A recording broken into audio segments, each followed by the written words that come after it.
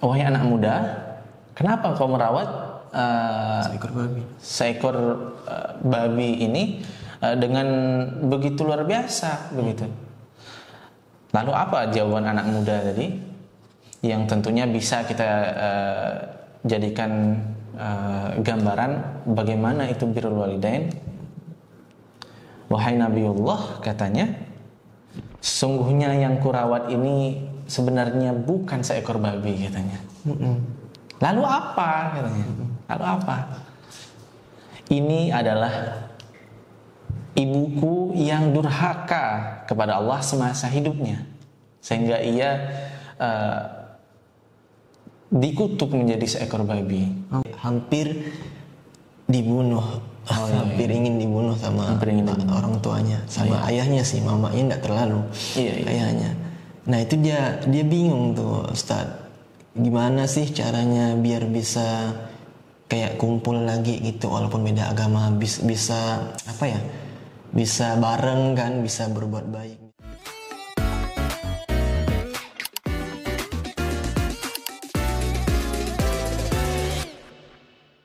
Oke guys, Assalamualaikum warahmatullahi wabarakatuh. Waalaikumsalam warahmatullahi.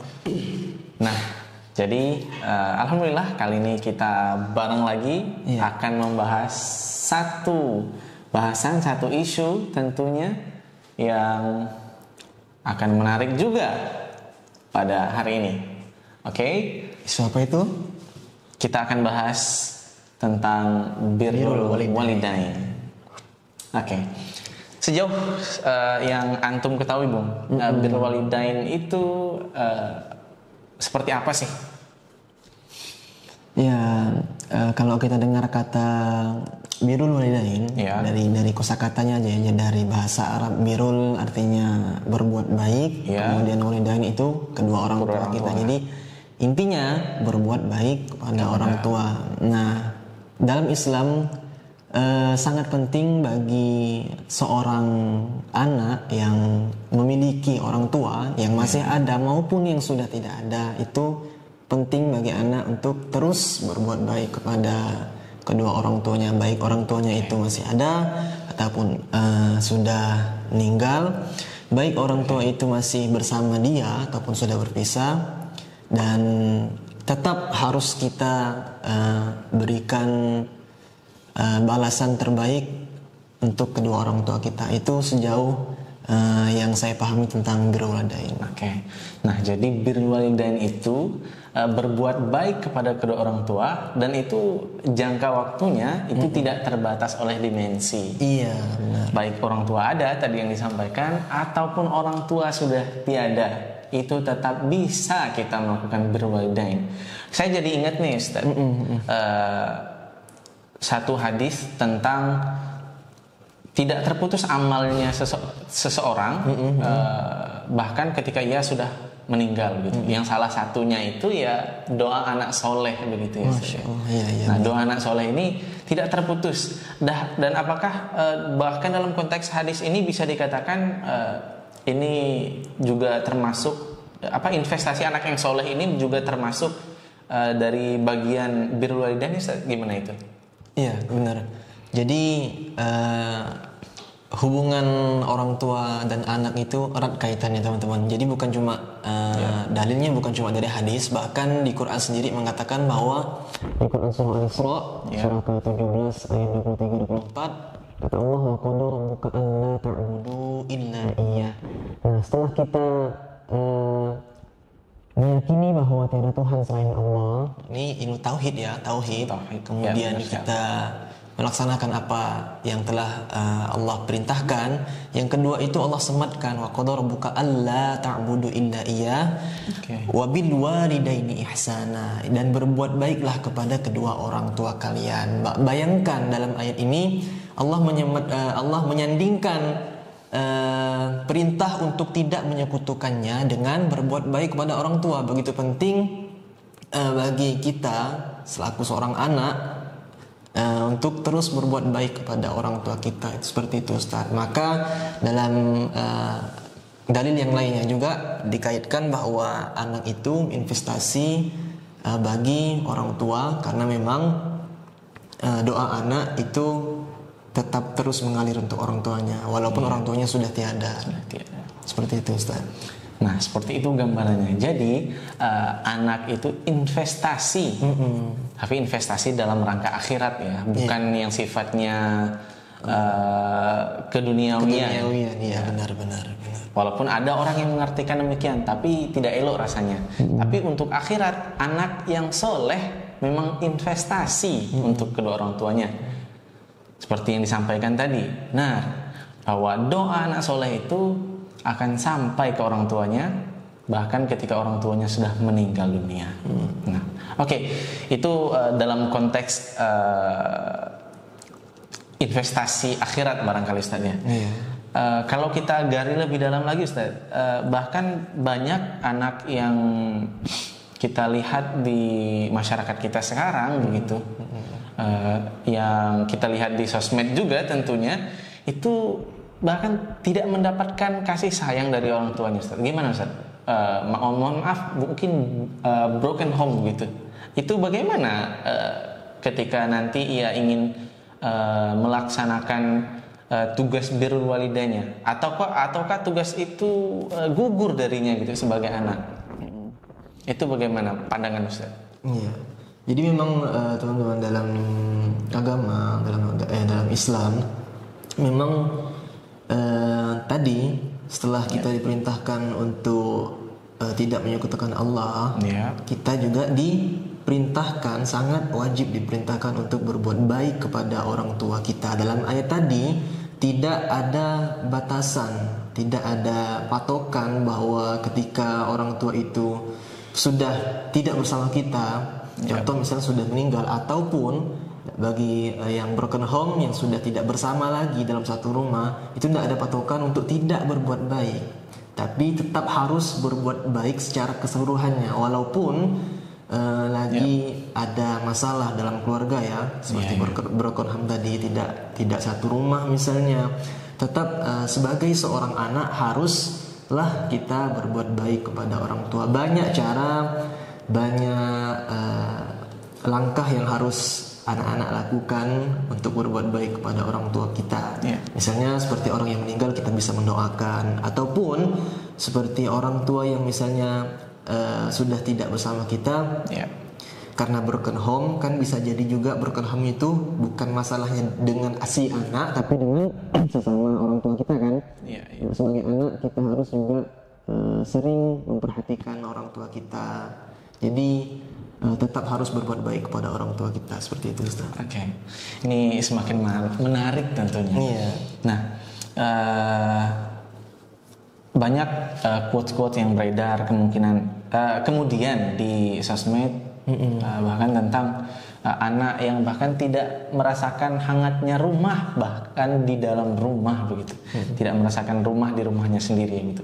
Nah, jadi kalau boleh kita remind lagi, ada satu kisah menarik itu Ustaz. Apa itu? Di zaman Nabi Musa kalau tidak salah saya, itu ada seorang pemuda yang mohon maaf gitu, dia sibuk merawat seekor babi, seekor babi. Dirawat, dimandikan, diberi makan dengan baik, pokoknya dirawat seperti manusia ia merawat.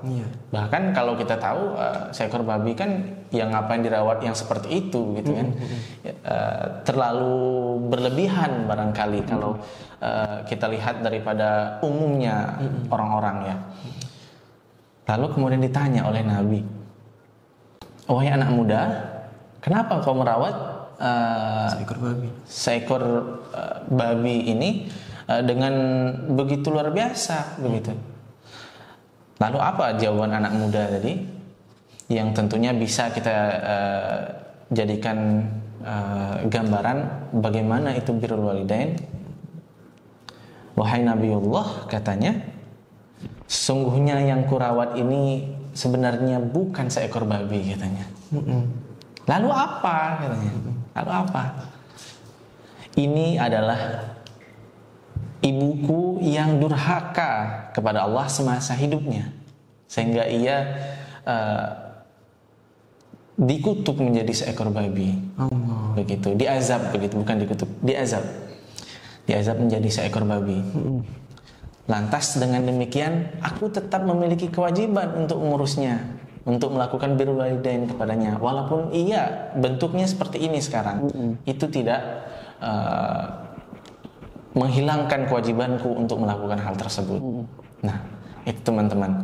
Jadi bayangkan, sudah ke level sedurhaka itu gitu orang tuanya kepada Allah gitu. Bagaimana dengan dirinya begitu. Jadi bahkan untuk teman-teman barangkali yang di sekitarnya atau kita sendiri yang merasakan hal tersebut, seperti apapun perlakuan orang tua kita terhadap kita, mungkin kita ketika masih kecil memiliki beberapa trauma dari orang tua kita.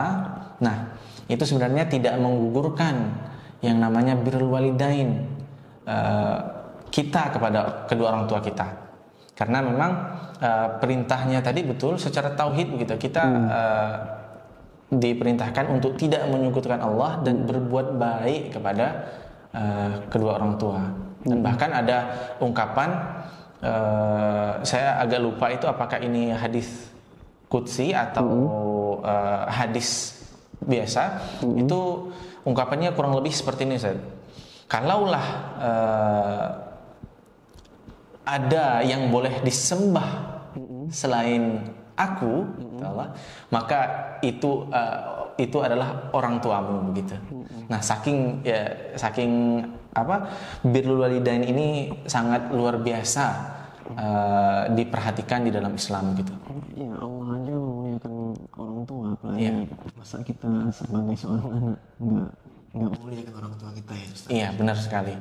Dan ridho hidup kita itu tetap ada pada orang tua kita, banyaknya di orang tua kita. Kendati pun tadi kembalikan ke permasalahan-permasalahan yang sudah kita bahas tadi, misal ada yang broken home, ada yang mungkin mendapat perlakuan tidak baik dari orang tuanya, tetap birrul walidain ini berlaku untuknya begitu. Ridhonya orang tua tadi tetap berlaku juga untuknya begitu. Ridullah fi ridul walidain, suhtullah fi suhtil walidain. Nah, ridhonya Allah itu juga terdapat dalam ridhonya orang tua. Begitupun murka Allah itu juga terdapat dalam murkanya orang tua. Maka bagaimanapun kita, karena setiap kita ini adalah anak begitu, maka teruslah berusaha sebaik mungkin kepada kedua orang tua kita gitu. Kendati pun ya tadi orang tua kita mungkin tidak baik dengan kita, mungkin di situ Allah mau kasih kita pahala sabar gitu. Sabar saja menjalaninya seperti itu. Misalkan kalau kita sebagai anak dulu ya teman-teman kan, kalau ketika keinginan kita nggak diturutin sama orang tua, kecewa, marah sama orang tua ya kan. Iya. Jadi bahkan juga didikan orang tua yang dulu-dulu juga kan agak keras ya. Kerasnya itu karena sayang sebenarnya teman-teman, karena sayang. Cuma kita yang menanggapi itu sebagai sebuah kebencian dari orang tua kita, padahal sebenarnya marahnya orang tua itu sayang sama kita ya, Ustaz. Iya. Maka dari itu tetap sebenci apapun dalam hati kita sama orang tua kita, usahakan wajib bagi kita untuk terus berbuat baik kepada kedua orang tua kita. Iya, seperti itu. Ada isu menarik juga ini, Ustaz, yang mungkin kita akan bahas juga di segmen ini. Itu tentang kita sering lihat di sosial media, ya benar. Sosial media itu begini, bagaimana kita sebagai anak menempatkan birrul walidain dan juga menjalankan atau memberikan hak-hak kepada keluarga kita gitu. Misalkan orang yang sudah menikah gitu, laki-laki lah terutama. Nah, dia kewajiban birrul walidain tetap masih ada begitu ke orang tuanya. Lalu ada keluarga juga yang mesti ia hidupi begitu. Tanggung jawabnya juga tentunya penuh di keluarga. Dan juga pastinya ada mertuanya juga yang juga merupakan orang tua dia juga begitu. Nah, itu bagaimana Ustaz? Kalau pandangan Ustaz? Ya, memang ketika setiap dari kita pasti menikah ya teman-teman. Nah, jadi ketika kita sudah menikah, berkeluarga, punya istri, punya mertua, dan mertua itu juga bagian daripada orang tua kita. Nah, itu juga tetap harus diperhatikan bagi kita ya kita lah ya laki-laki. Bagi kita yang laki-laki suami kan, selaku suami yang memiliki tanggung jawab lebih besar terhadap istri, terhadap orang tua kita. Ya, bagi laki-laki memang ketika menikah itu kewajiban kita adalah memberikan nafkah terhadap istri kita. Tapi yang perlu diperhatikan juga suami juga tetap harus memperhatikan kedua orang tuanya, baik ibu maupun bapak, juga mertuanya, karena mertua juga orang tua dari suaminya juga, maupun orang tua suami juga orang tuanya istri, orang tuanya istri juga orang tuanya suami, seperti itu. Jadi tetap harus membagi porsi-porsi itu. Jadi pandai-pandai lah sebenarnya ini, pandai mengatur mannernya, manajemennya gimana. Misalnya seminggu sekali ke rumah mertua yang istri, misalnya seminggu sekali ke rumah mertua suami, seperti itu. Oke. Nah, ini tentunya buat yang di sosmed yang sering berkoar-koar, buat quotes yang ngebenturin nih antara anak dan orang tuanya, antar menantu dan mertuanya. Awas lu. Emang ada ya Ustaz? Ada banyak itu. Banyak ya. Hati-hati. Nah, di sosmed ini kalau kita lihat sekarang ya, banyak nih. Ini kalau saya boleh bilang quote-quote sampah yang dikemas sebaik mungkin, sekeren mungkin, sehingga terlihat seperti kata-kata bijak gitu, seperti quote yang memang wah gitu. Padahal kadang yang menulisnya pun ya sedang tidak baik-baik saja. Iya, benar-benar. Tapi ya itulah media sosial. Yang mesti bijak yaitu kita sendiri. Orang bebas mengekspresikan dirinya di media sosial. Orang bebas tentunya mengekspresikan apapun bentuknya. Dan kita yang mengkonsumsi itu yang mesti pandai-pandai. Hati-hati. Jangan mau dibentur-benturkan. Terutama tentang ini tadi, isu-isu ini tadi. Memang isu-isu ini sangat empuk sekali nih untuk dibahas. Pada akhirnya ya orang punya pandangan yang justru semakin luas, tapi luasnya ini liar gitu. Dan biasanya isu tentang apa tuh Ustaz? Tentang mertua?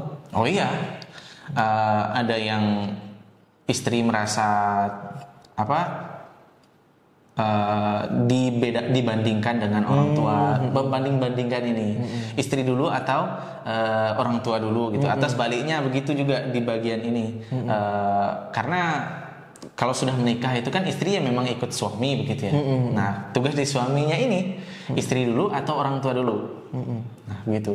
Istri yang utama atau orang tua yang utama? Tidak bisa dibandingkan sebenarnya itu. Oh, itu yang sering muncul di sosial media ya Ustaz. Sering dibandingkan, sering dibentur-benturkan. Padahal keduanya sama-sama punya posisi tersendiri. Punya hak-haknya juga. Punya hak tersendiri, iya. Kita juga sebagai suami barangkali begitu ya. Nanti ketika sudah jadi suami, nah itu memandangnya itu juga mesti demikian. Tidak boleh kita bedakan secara langsung keduanya ini. Ini begini tidak. Tapi ingat, istri kita, tanggung jawab kita, orang tua kita juga tanggung jawab kita, mertua kita. Nah ini yang sering di sosmed itu tidak bawa begitu. Mertua kita pun juga bagian dari tanggung jawab kita. Iya benar. Gitu. Kita kalau berbicara tentang bagaimana rukun sebuah keluarga itu kan mesti secara keseluruhan gitu ya. Jangan hanya diambil dari satu sisi saja ya. Benar. Kita mesti lihat dari berbagai sisi seperti itu. Nah, itu tentang bagaimana kita tetap bisa melakukan yang namanya birrul walidain. Bahkan terhadap pasangan kita harus saling mensupport bagaimana menjalankan birrul walidain. Iya, benar. Kendati sudah membangun keluarga kecil sendiri begitu. Kita support istri kita, bersama-sama istri kita melakukan birrul walidain ke mertua kita. Begitupun istri kita support kita birrul walidain ke orang tua kita. Jadi intinya harus memang seimbang ya teman-teman, harus seimbang. Iya, harus seimbang. Harus seimbang banget. Dan memang begitu. Dan seimbang di sini ya pada porsinya. Pada porsinya, ya benar. Begitu. Oke. Seperti itu tadi untuk bagaimana realnya sekarang itu yang memang kita lihat di sosmed gitu ya. Itu kasus yang sering banget terjadi dan ya empuk banget untuk dijadikan ini digoreng-goreng ya. Banyak orang yang sengaja mengambil keuntungan dari situ. Iya. Lagi-lagi hati-hati memilih quotes. Ini quotesnya banyak orang yang keluarganya hancur, yang tadinya baik-baik saja nih, cuman gara-gara quotes di sosmed berantakan keluarganya. Itu, coba difilter lagi, karena keadaan orang yang memberikan quotes tadi itu tidak 100% sama dengan keadaan kita. Iya, betul. Tidak, beda-beda. Pasti ada yang beda, walaupun kok kayaknya alur ceritanya ini sama dengan cerita kita gitu. Padahal tidak 100% keadaannya sama. Dia memiliki pemikirannya sendiri, Anda juga begitu.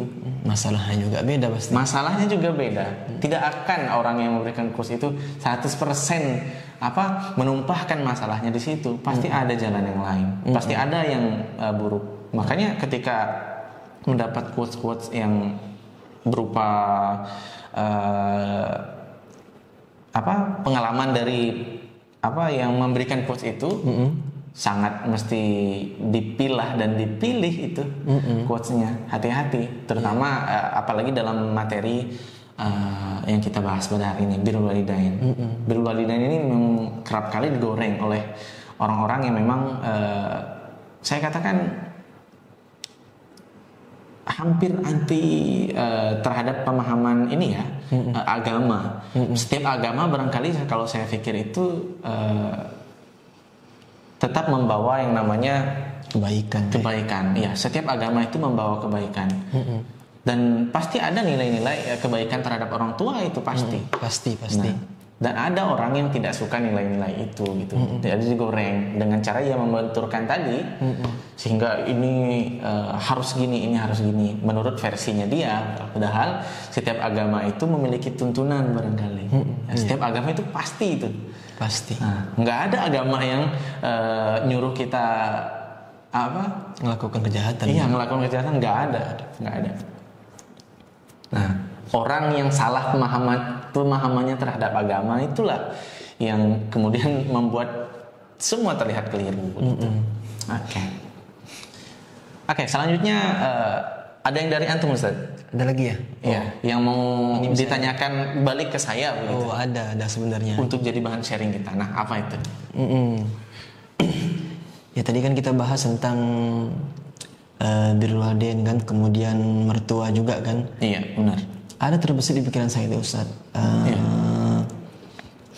Kalaulah memang orang tua kita meninggal, kita masih bisa mendoakan. Iya. Kemudian kalau orang tua kita masih ada namun broken home, kita masih bisa mengunjunginya, kita bisa masih silaturahim. Iya. Terus bagaimana ketika seorang anak yang punya orang tua nih beda agama nih? Oh iya, beda agama. Beda agama. Oh, menarik. Iya. Itu gimana, Ustaz, cara berbaktinya, cara berbuat baik kepada orang tua kita yang beda agama? Oh iya. Tentu sangat bisa. Pasti ya, wajib juga ya kita harus. Tetap wajib, iya. Ingat, ketika sudah meninggal saja kita masih bisa mendoakannya. Iya, mendoakannya, masih bisa melakukan yang namanya birrul walidain. Apalagi yang memang mungkin agamanya beda gitu. Tetap kewajiban itu tidak hilang dari kita. Kendati orang tua kita mungkin berbeda agama, berbeda keyakinan dengan kita. Tetap. Namun ada batasan yang namanya batasan akidah. Syariah, ya, akidah. Kita tetap melakukan birrul walidain. Ya sebenarnya tidak begitu sulit. Tidak begitu sulit karena orang tua pun pasti tahu dengan keyakinan kita seperti itu. Nah, birrul walidain itu seperti apa sih gitu? Kan tadi poinnya itu berbuat baik gitu kan. Ya sudah, orang tua kita beragama apapun, kita memang diperintahkan dalam Islam tetap harus berbuat baik kepada siapapun begitu ya. Soalnya tuh ada Ustadz kasus di teman saya kan. Iya.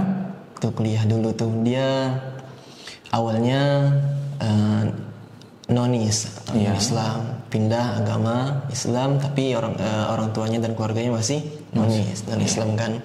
Iya. Nah itu ketika dia masuk Islam sendiri sendiri itu banyak banget cobaannya mulai dari keluarga kan sampai hampir dibunuh, hampir ingin dibunuh sama orang tuanya, sama ayahnya sih, mamanya enggak terlalu, ayahnya.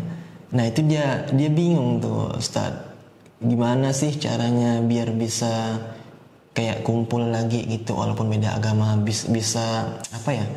Bisa bareng kan, bisa berbuat baik, bisa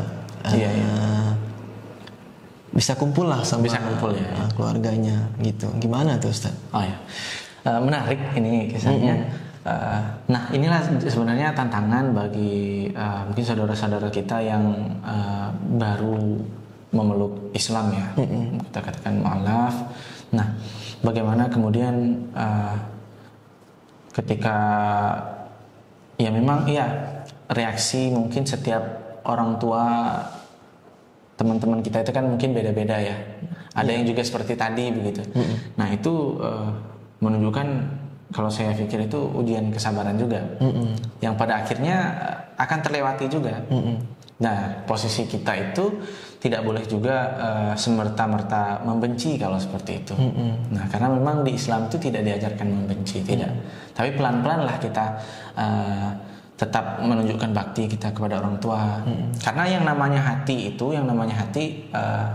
lama-lama pasti juga akan luluh juga begitu. Ketika kebaikan demi kebaikan terus berada di sisinya gitu. Iya benar.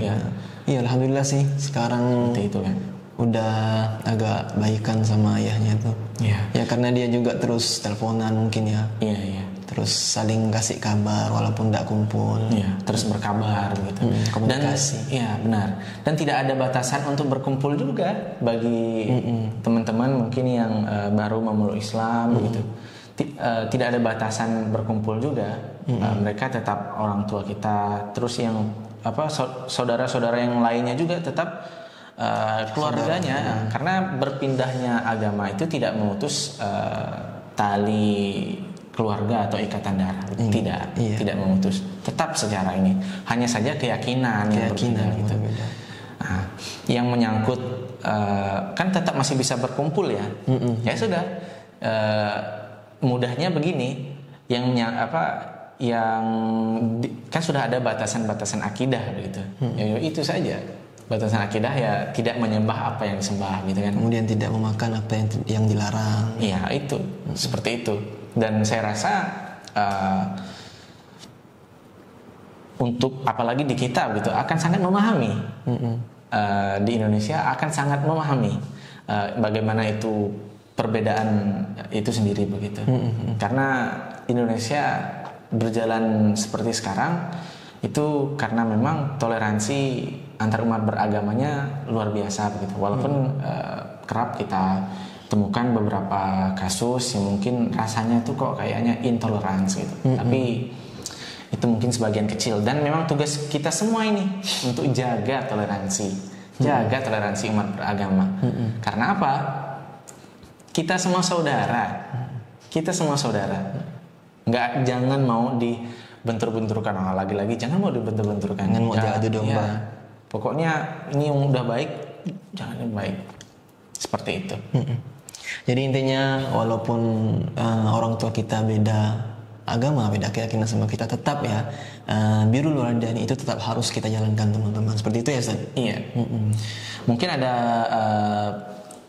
closing statement dari Ustaz? Ya itu tadi dari saya. Oh itu ya.